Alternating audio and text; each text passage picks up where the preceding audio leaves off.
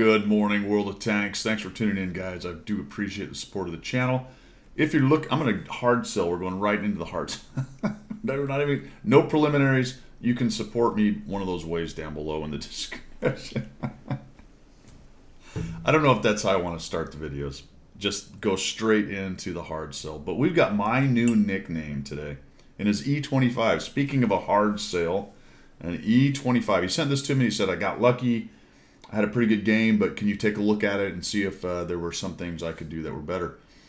So I thought that was interesting. You know, when people send me a video and they say this happened or I was lucky or there's a point at which I did a mistake here or there, I'm always interested by the things that they say about the video, because then I'm going to watch it with that in mind and try to figure out if that's true. It may be true to them. It may be part of the truth. Sometimes I don't think it's any of the truth. Sometimes it's exactly right on the analysis. But the point there is that different eyes, taking a look at it from a different direction, can often help you see something differently. Now, just because I say, Guido says it's A or B or C, that doesn't necessarily mean it's true either. This is my view of it. So I thought that was interesting, and that's why I picked this one up. Plus, it's somebody I had not done a review on or taken a look at a video. As far as I know, the name is My New Nickname. Very clever. Very clever. My New Nickname is a relatively new player, or a reroll, which doesn't matter. That is not a pejorative.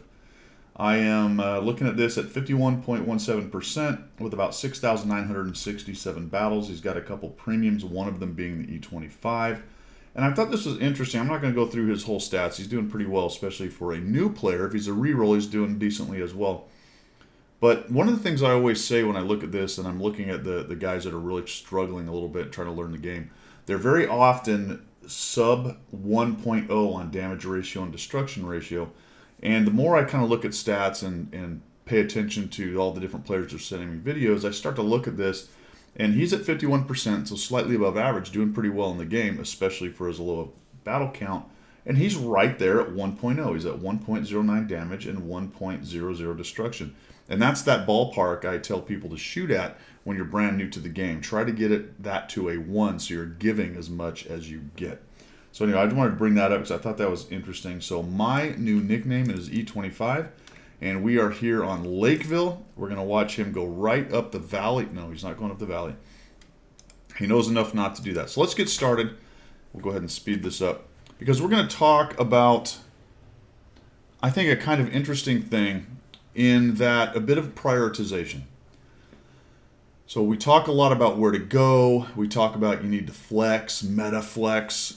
You need to pay attention to what's going on at your cap, what's going on on the other flank. When you win your flank, if the other flank is threatened, to go back. That's the mantra that I kind of put out quite a bit. So initially we're going to start with this wheeled tank. That's a rock. Kind of spent a lot of time. Yeah, that's what I would have done. Once I figured out I wasn't going to get a shot, zoom on out. So the question becomes then, all right, Guido, you said, nice shot there, by the way. That was fantastic. Nice lead fire. You kind of saw a little open spot where he was going, and you took it. Guido says, go to your cap, win the cap, or it's not cap, but go to your side, to your flank, win that, and then if the other flank is threatened or your cap is threatened, then metaflex back to the cap. And as a general rule, that's a good idea, but there's also the consideration of having the conditions met to do that. So that's what we're going to get into. It's a little bit more, I think, esoteric in this case as we look at this. I have a little bit of trouble running up against that rock right there. The T-29's camping. That's unfortunate. We're top tier, so we're in pretty good shape. We get the 2801. You tend to shoot zoomed out a bit. I think that would have gone a lot better if you'd have zoomed in more. And I unfortunately, I have not noticed if you're using shift. I think you are using shift. That tends to be something that people use for the zoom. I use the scroll wheel. I've gone over that multiple times. I just find I can fine tune it much better. I think in that case, if you'd have zoomed in on that 2801, you'd have had a much better chance of getting that second shot. You have a couple more examples here as well, and I'll try to touch on them as we go. I do like this, that well has dried up, and now you're going to go ahead and head out and move up towards the back. All right, so let's just take a real quick look at what's going on in this game. I already mentioned that unfortunately your T-29 is camping. There's nothing you can do about that. Your King Tiger has gone into the town with a Rudy, a KV-13 it looks like, and an EZ-8. The KV-13 unfortunately is pretty stock from what I can tell. Next time you get near him, he's got the little itty bitty gun on there.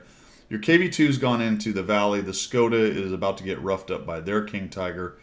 And you've got a Leo camping back here kind of around where you are. And like I said, your two of your best guns in the game, the 122-44 and the T29, are camping in the back. The 122-44 I can kind of understand, but I tend to like for TDs more forward over here because this, to me, is the critical terrain on this map. Okay?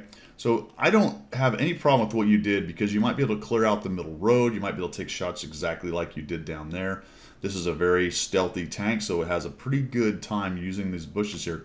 But now we're going to go over, and I thought initially, I'm thinking, oh, this is great. What is the name? My new nickname. My new nickname is going to go into the town and help support the town and see if they can go ahead and rough these guys up. The KV-3 is in town, and some other relatively light tanks as far as armor goes. The E25 is going to have no trouble going through most of those. But we end up using this road, hoping, I think, that somebody goes down the road. We kick off the binocs, take a look, and nobody's there. And then I'm thinking, all right, yes, we are going to go into town. This is fantastic. And here goes my new nickname into town. And I think this is exactly right. This is where you need to be. I think you've got a good opportunity to come in here and support these guys and try to hold on. But unfortunately, we lose the King Tiger C, so now we're kind of on our back heel. There's that KV-3. We come on in here. No shots. There is a guy to your right. A little bit of trouble kind of maneuvering the tank. I'm pretty sure I would have just come right around that corner, but this is nicely done because the KV-3 is not looking at you. There's that shift thing. I think you're using shift. Zoom. Light him on fire. By the time he notices what's going on, down he goes. And I thought that was great. So I'm going to pause it right here. Take a look at this. You didn't preserve the King Tiger C, unfortunately. You have an AMD back in their backfield back there bothering them. And you've got your other three tanks, the Rudy, the EZ-8, and the Leo has actually come forward as well, and the KV-13. So we've got a pretty good force here, and they're a little bit spread out as far as where they are in the town, and we're all together. So to me, I'm thinking, oh, this is great. We're going to gobble up this T20 and this 1375 with this force. Then we'll roll to the Achilles, and then we'll roll the rest of them. And this should be a pretty easy win in the town. So I'm thinking, all right, this will be good. There's where I was talking about the KV-13's running the stock gun. And we back up, and then we're thinking a little bit more about it, and we turn around. And I'm thinking, all right, well, maybe he's going to go right and go a different direction. And what are we doing? We're headed back. Okay. Yep. So someone's clicking on this part of the map back here. They are about to threaten the cap, absolutely. But let's take a look at what's going on. It's two heavies. They're relatively slow. They still have the KV-2 and the RD to deal with, and there's these two bozos sitting back here. This is probably okay for now. Okay? So the mantra of win your flank and go back, the problem is you haven't won your flank. I don't think the conditions are set for you to leave. And I think with you in here, you sweep these guys up really quickly with the help of these guys. And then you go back. And about then, these guys are going to be a threat. But as it happens, we're going to head back right now. And what it shows me is that you're thinking the right thing, but potentially, to some extent, misprioritizing. Now, you give some shots of opportunity, and there's where that kind of way out third-person shooting, or not quite all the way zoomed in shooting, is giving you a little bit of trouble. Nicely done on that one. We get this guy and somebody else blaps him. So the T29 and the 122-44 have done something at least.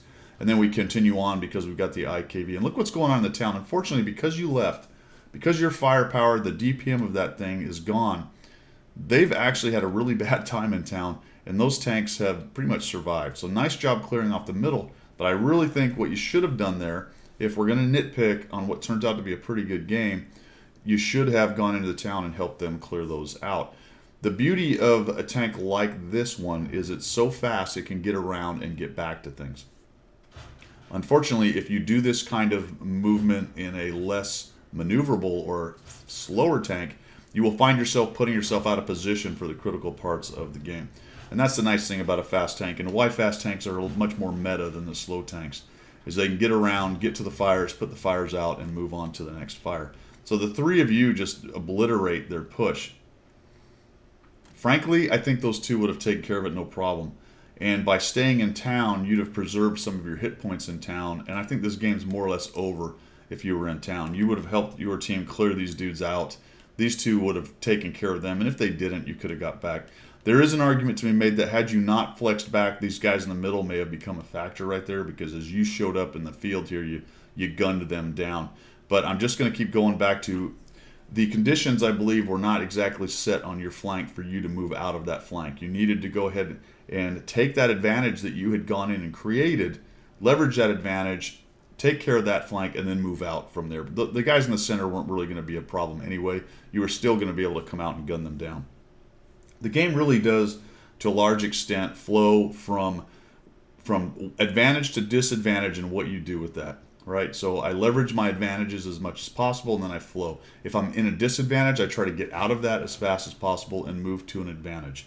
And in this case, I think you had created a really nice advantage in town by showing up there right at the right time, taking down that KV-3, and had you then at that point, the whole shock and awe thing, right? Their big bad heavy had gone down. They're a little bit disjointed on where they are. You had a lot of guns in there. If you'd have piled in there and really started putting the pressure on them, they'd have collapsed in seconds. Probably not seconds, but no more than a couple minutes, that's for sure, maybe less, especially considering the DPM rate of fire with this thing. Nice job right there. You go out, you track the artillery down. And this is just cleanup on aisle 2 time right here. So, you said it was lucky. I disagree. I think it was pretty skilled gameplay. I think you're thinking all the right things, and I'm nitpicking a little bit when I go on and on about you should have stayed in the town right there. And a lot of times with great games like this, it really is a case of, all right, well, I had a good time, had a good game, but how could I have made it even better potentially? How could I have won faster? How could I have helped my teammates live a little bit longer themselves? We just come in here and gun this guy down. And that's really what we're doing right here, right? We are looking in hindsight at a pretty darn good game, and we're asking ourselves, I think, a valid question. How could I have done it maybe just a little bit better? Just a little bit better. Because one of the dangers, I think, of you leaving there was that if their team was a little better or more organized, they may have gobbled up your dudes faster and had a lot more hit points coming out of town, potentially right there. I do appreciate you sending that in. I thought that one was really good, and I know we're splitting hairs a little bit, but I think it's important because when you look at other games that are less well played, then you can be more honest about how it was that you did, and you can learn a little more. So if you can learn a little bit in the margins on a game like this, then you have a better chance, I think, of learning on the worst games, because it's a little more obvious what you did there as well.